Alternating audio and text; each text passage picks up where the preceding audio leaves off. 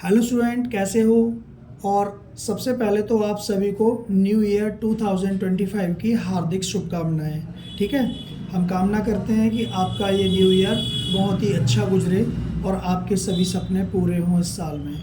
ठीक है, तो क्वेश्चन ये थ्योरम 9.4 है, समझते हैं, पढ़ते हैं पहले। The line drawn through the centre of a circle to bisect a code is perpendicular to the code.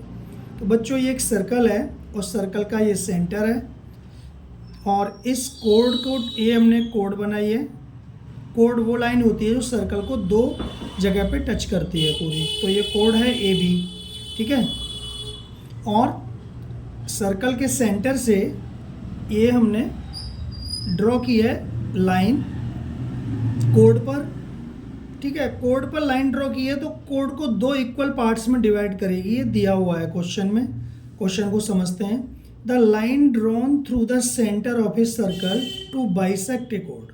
ठीक है ना, the line drawn through the centre of a circle, circle के सेंटर से एक लाइन ड्रॉ की है जो code को बाइसेक्ट करती है, आपको गिवन है। ठीक है ना, तो इन्होंने प्रूव कराया है हमसे कि जो बाइसेक्ट करती है लाइन वो परपेंडिकुलर होगी।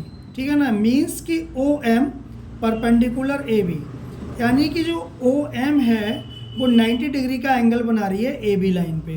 ये हमें प्रूव करना है और हमें दिया क्या है कि ये जो ओ एम है, एम पॉइंट ए बी को दो पार्ट्स में इक्वल कर रहा है, यानी कि A M equal to M B आपको गिवन है। ठीक है, तो हम गिवन लिखते हैं पहले। तो बच्चों, मैंने गिवन में लिखा है कि a circle with centre O, एक सर्कल है जिसका सेंटर ओ है। ए बी इज़ अ कोड, ए बी एक कोड है, और A M equal to M B, A M equal to M B आपको गिवन है। ठीक है, ये आपको दिया हुआ है। और to prove O M perpendicular A B, यानी कि ओ एम है ए बी पर परपेंडिकुलर है, यानी कि ओ एम ए 90 डिग्री का है या ओ एम बी, ये दोनों ही 90 के हैं, ये प्रूव करना है, एक ही बात है। कंस्ट्रक्शन में join A O and O B, तो ए ओ और ए बी ओ बी को जोड़ दिया, जॉइन कर दिया ये। ठीक, अब हम इसको बच्चों कैसे करेंगे। पहले एक ही तरीका है हमारे पास करने का, वो है कॉन्ग्रुएंट। अगर हम किसी भी दो सर्कल को कॉन्ग्रुएंट कर लें तो सीपीसीटी से बहुत सारी चीज़ें प्रूव हो जाती हैं।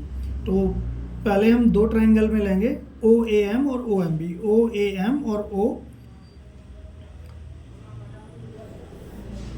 B M. तो लिख रहे हैं proof. In triangle O A M and triangle O A M और ओ बी एम। तो देखो कैसे होगा, ये काफ़ी आसान क्वेश्चन है, छोटा सा। तो इन दोनों ट्रायंगलों में ओ ए equal to O B, O A equal to O B, ये इक्वल क्यों होगा बता सकते हैं आप? क्योंकि ये इस सर्कल की रेडियस भी है। सर्कल के सेंटर से सर्कल तक की डिस्टेंस रेडियस होती है। रेडियस एक सर्कल में बहुत सारी होती हैं, तो ये दोनों रेडियस हो गई। तो यहाँ पर लिख दो radius of circle.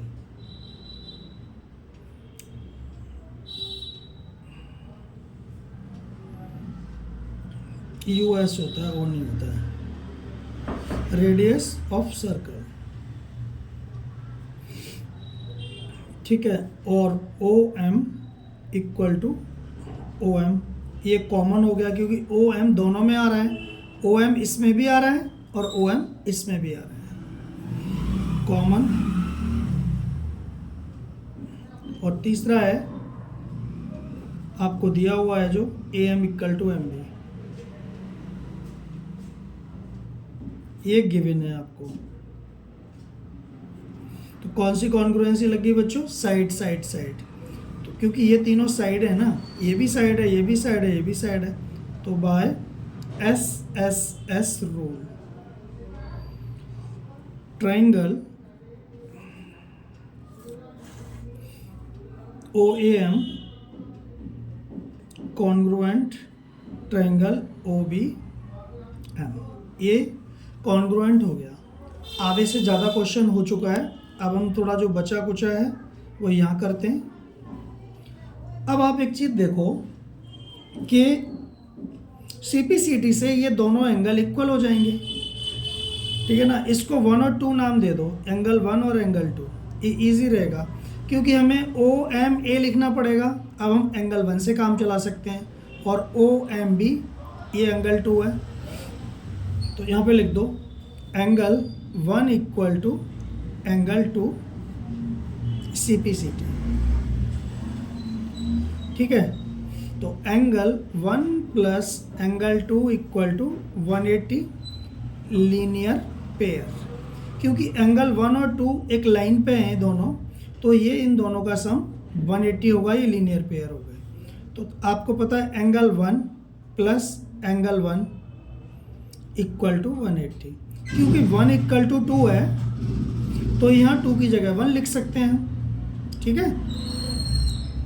Angle 1 equal to angle 2 CPCT से आया है, तो एंगल 2 की जगह 1 लिख सकते हैं, 1 की जगह 2 भी लिख सकते थे।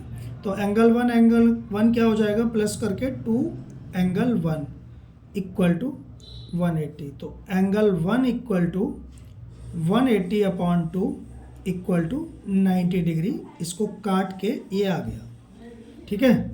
एंगल 1 90 आ गया, तो एंगल 2 भी 90 होगा, दोनों एंगल 90 90 के हो गए। तो angle 1 equal to angle 2 equal to 90 degree. तो ये अभी 90 डिग्री के प्रूव हो गए दोनों एंगल। तो OM परपेंडिकुलर है भी, OM परपेंडिकुलर AB, और हैंस प्रूव। और बहुत ही अच्छी तरह से आपकी समझ में आ गया होगा। अगर नहीं आया है तो आप कमेंट भी कर सकते हैं, और वीडियो को दोबारा भी देख सकते हैं, 3 बार भी देख सकते हैं।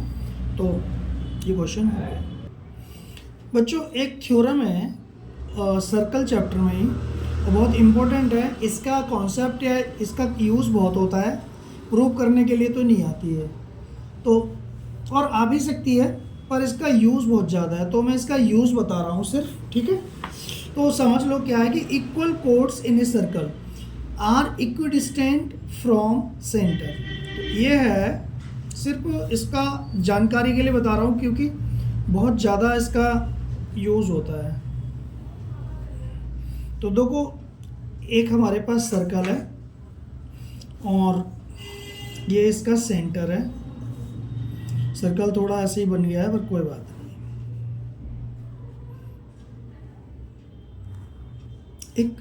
एक सर्कल, एक मैंने कोड बना लिए, और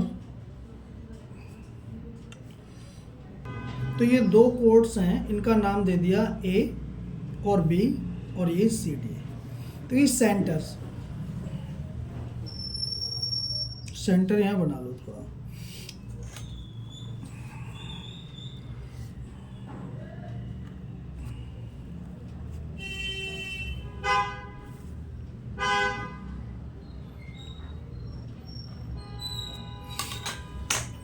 क्वेश्चन ये है कि जो अगर कोड्स इक्वल होंगी तो सेंटर से इक्वल डिस्टेंस पे होगी, तो इसका नाम यहाँ पर M दे दो और ये N दे दो। तो थ्योरम ये कहती है कि अगर कोड्स की लंबाई इक्वल है तो वो इक्वल डिस्टेंस पे होंगी,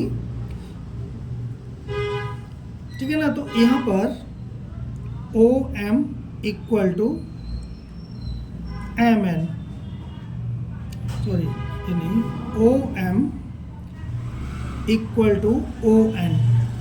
तो इसका सॉल्यूशन यही है। आपको सिर्फ इतना ध्यान रखना है कि अगर कोड्स इक्वल होगी तो वो सेंटर से इक्वल डिस्टेंस पे होगी, कि यहाँ पर ये डिस्टेंस और ये डिस्टेंस सेम होगी, इक्वल होगी, मतलब ठीक। यही इस थ्योरम का मतलब, यही थ्योरम बताती है ये। और इसका प्रूफ तो बुक में नहीं है, लेकिन अब ये थ्योरम यूज़ बहुत ज़्यादा है इसका, ठीक है। एक तो ये हो गया।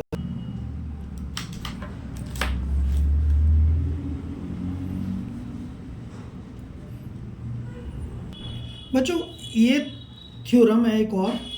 ये थ्योरम ये बताती है chords in a circle which are equidistance from centre are equal in length. जो कोड बराबर लंबाई की होती हैं वो सेंटर से बराबर दूरी पर होती हैं। ये तो ये वाली थी, ये वाली थ्योरम ये है, थोड़ा सा यही वाली मैंने बोल दी ऊपर वाली। Chords in a circle which are equidistance from centre. Chords किसी सर्कल में जो कोड्स होती हैं विच आर इक्विडिस्टेंस, तो जो इक्वल डिस्टेंस पे होती है ना वो इक्वल होती हैं। तो पहले वाली जो थ्योरम है उसका उल्टा है। इसमें ये बोला गया है कि इक्वल कोड्स हैं तो इक्वल कोड्स हैं, इसमें इक्वल कोड्स दी हुई थी तो इक्वल डिस्टेंस पे थी, और अगर वो इक्वल डिस्टेंस पे होंगी तो वो इक्वल होंगी। बस यही इस थ्योरम में बताया गया है। तो देख लो, दोनों अलग अलग बातें हैं। दोबारा समझ लीजिए कि इस वाले थ्योरम इसमें ये कहा गया था अगर कोड्स इक्वल हैं तो वो इक्वल डिस्टेंस पे होंगी, और अगर वो इसमें ये बताया गया है अगर वो इक्वल डिस्टेंस पे हैं तो वो इक्वल होंगी। बस यही है, इक्वल डिस्टेंस पे हैं तो वो इक्वल होंगी, यही इसमें बोला है। मान लो ये ओ है इसका सेंटर और मैंने कोड बना दिया, ठीक है। तो ये जो कोड्स हैं दोनों इक्वल हैं तो ये इक्वी डिस्टेंस पे होंगी। तो यहाँ पे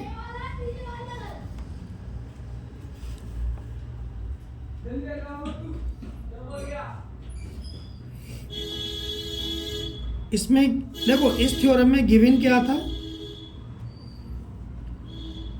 इक्वल डिस्टेंस पे हैं इफ, और एन नाम दे दो, chords which are equal distance. तो इसमें O M equal to O N है तो क्या हो जाएगा, ए बी और सी डी। तो A B equal to C D होगा। अगर ये है तो ये होगा, और इसमें ये होगा, और दिया क्या है इसमें, if A B equal to C D. दो बातें हैं, इसमें A B equal to C D दिया है तो ये होगा, और इसमें अगर इनके और ये दिया हुआ है तो ये होगा। दोनों उल्टी बातें हैं, अपोजिट बातें हैं, लेकिन थ्योरम का मतलब आप समझ गए होंगे अच्छी तरह से।